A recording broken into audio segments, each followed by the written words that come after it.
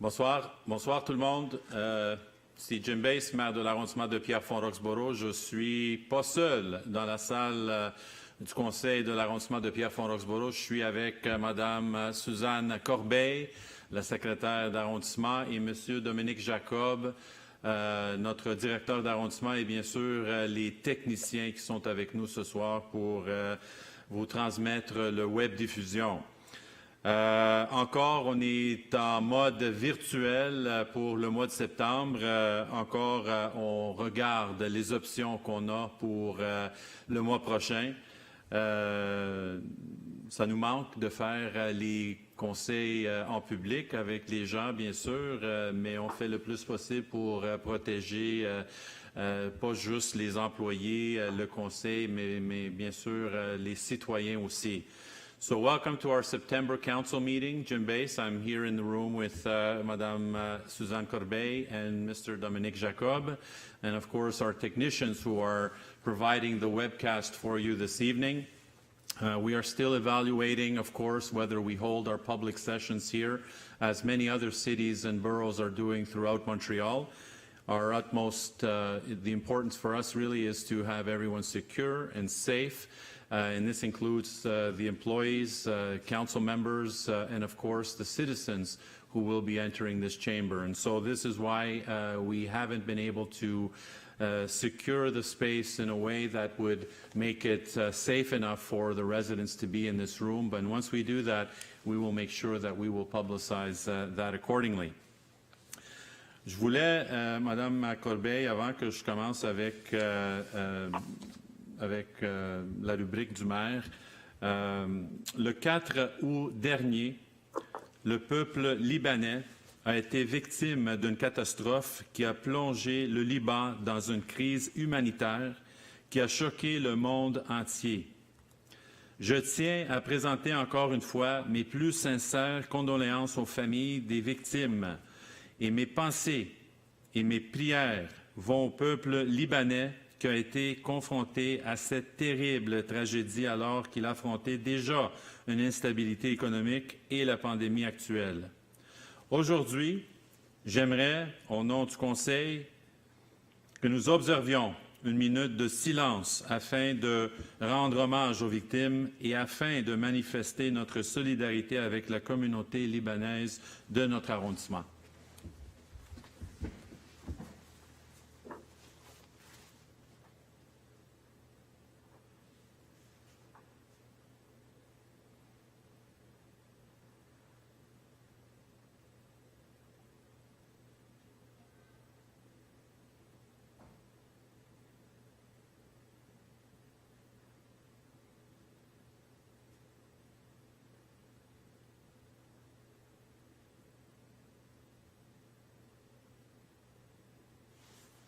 Merci.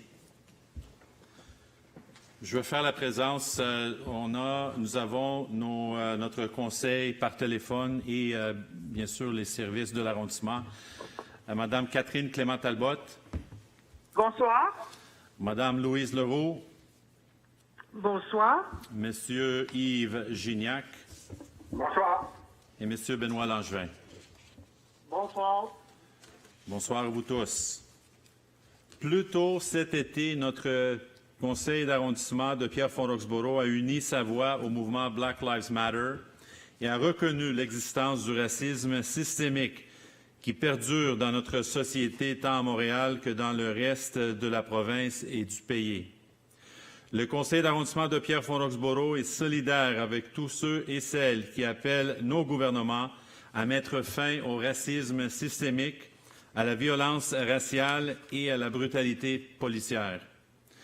Ainsi, le conseil d'arrondissement a retiré la volonté de continuer à travailler en partenariat avec les différentes instances gouvernementales ainsi que les organismes communautaires locaux afin d'éliminer la discrimination institutionnelle et mettre fin au racisme qui persiste.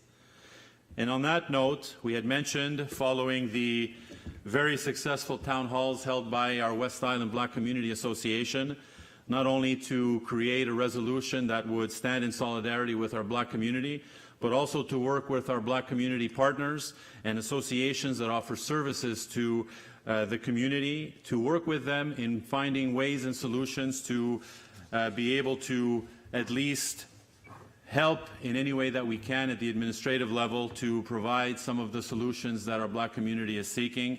And by doing that, we have decided, and as I mentioned the last time, to create a session at the end of September where we will invite the different organizations in our community that not only serve primarily the Black community, but serve all communities, but also have a Black community clientele, to be able to sit around a table with us and to discuss some of the local issues that we're facing as a community in Pierrefonds-Roxborough, and when needed, implicate and invite some partner organizations, whether it be different government levels, to be able to participate in the process and find adequate solutions to resolve some of these long-standing issues that have affected our community here in Pierrefonds-Roxborough, as I'm sure is the case not only throughout Canada, but in all of North America, as we've seen in the news. Malgré un déconfinement partiel et la reprise de certaines activités, les mesures sanitaires sont toujours nécessaires. Pour atténuer la deuxième vague annoncée, il faut rester très, très vigilant.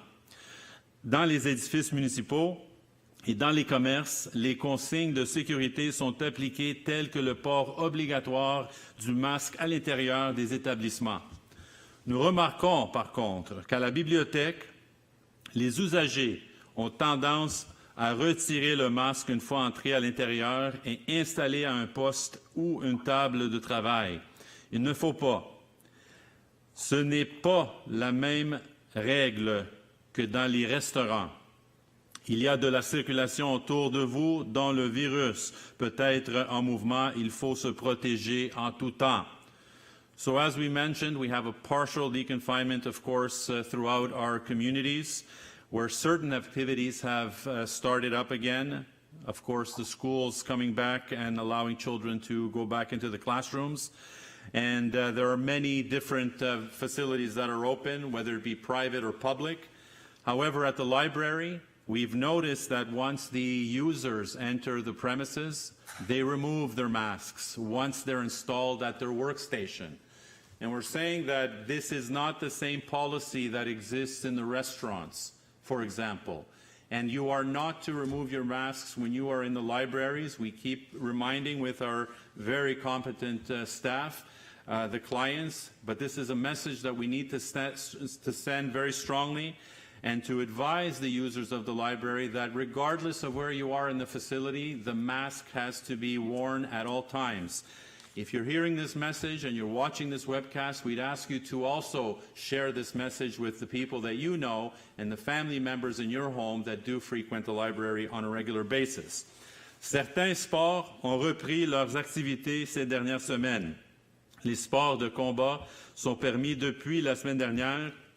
Les gymnases des écoles seront rendus disponibles à compter du 28 septembre pour la pratique des sports intérieurs. Il est attendu que la présence dans les gymnases sera nombre réduit et chaque organisation devra planifier une rentrée sécuritaire pour ses membres. So some sports have started their activities in the last number of weeks. Combat sports have been given the green light to start again, and they did since last week.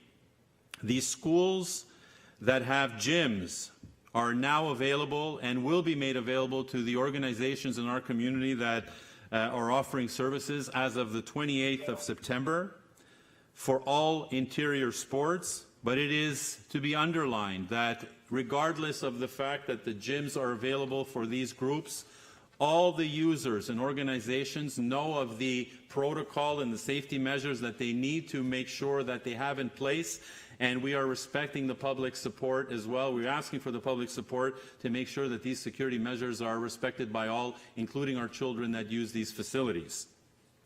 Pour l'instant, aucune programmation culturelle n'a été élaborée.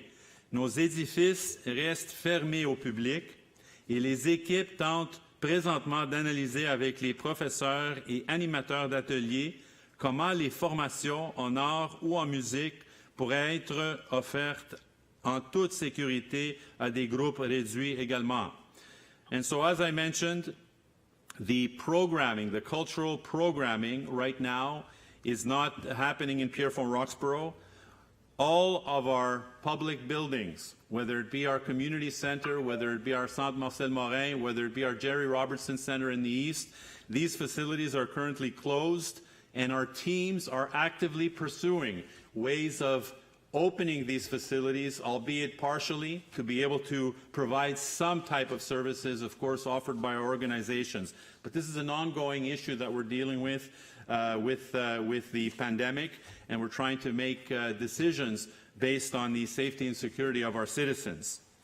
Les sessions de patins libres ont malheureusement dû être annulées vu la complexité de la logistique entourant l'activité.